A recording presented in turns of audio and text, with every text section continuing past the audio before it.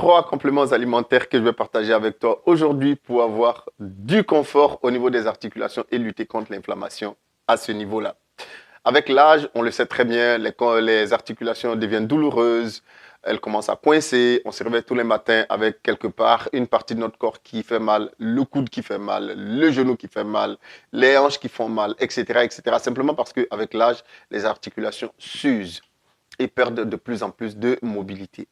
Il faut savoir qu'avec ces 3 articulations, tu vas pouvoir retrouver beaucoup plus de confort. Ces 3 compléments alimentaires, je voulais dire, tu vas retrouver beaucoup plus de confort et beaucoup plus de mobilité au niveau de tes articulations. En tête, je vais citer le collagène. Qu'il soit d'origine marine ou d'origine bovine, cela n'est pas l'élément qui est très important. Il faut savoir que dans tous les cas, le collagène va apporter véritablement un boost à tes articulations. Fondamentalement, si tu recherches un impact vraiment pointu sur les articulations, je te conseillerais le collagène le natif.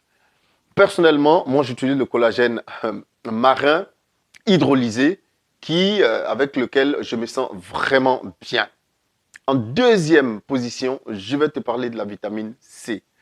Pourquoi utiliser la vitamine C? Simplement parce que notre corps n'en produit pas. Or, pour synthétiser et stocker le collagène dont je viens de te parler avant, un apport en vitamine C est très, très, très important. C'est pour cela que si tu commences une cure de collagène, il est préférable de la combiner directement avec une cure en vitamine C pour avoir des résultats optimaux. En troisième et dernière position, je vais te parler du curcuma. Le curcuma est cette épice que beaucoup de femmes connaissent, qu'elles utilisent en cuisine pour rehausser le poisson, les crustacés ou en sauce, etc., etc. Mais est-ce que tu sais que cette épice est très utilisée par les Indiens depuis des siècles déjà pour lutter contre l'inflammation? C'est pour cela qu'aujourd'hui, d'ailleurs, dans beaucoup de compléments alimentaires, vous allez retrouver le principe actif du curcuma, qui est la curcumine, qui a pour objectif de donner de la mobilité et de lutter contre l'inflammation que tu pourrais avoir. Alors, il faut savoir que tu peux utiliser le curcuma en poudre également, mais dans ce cas-là, il faudrait une cuillère à café 2 à 3 fois par jour pendant 30 jours. Et c'est long et ce n'est pas facilement assimilable souvent par le corps. Au niveau du curcuma, je vais signaler que si vous êtes une femme enceinte ou si vous allaitez, je vous le déconseille simplement parce qu'il n'y a pas encore une étude qui a clairement établi les effets, les impacts que cela pourrait avoir sur vous si vous êtes dans cette situation-là.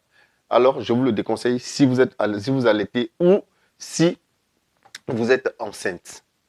Comme d'habitude, si cette vidéo t'a appris quelque chose, like et n'oublie pas de t'abonner.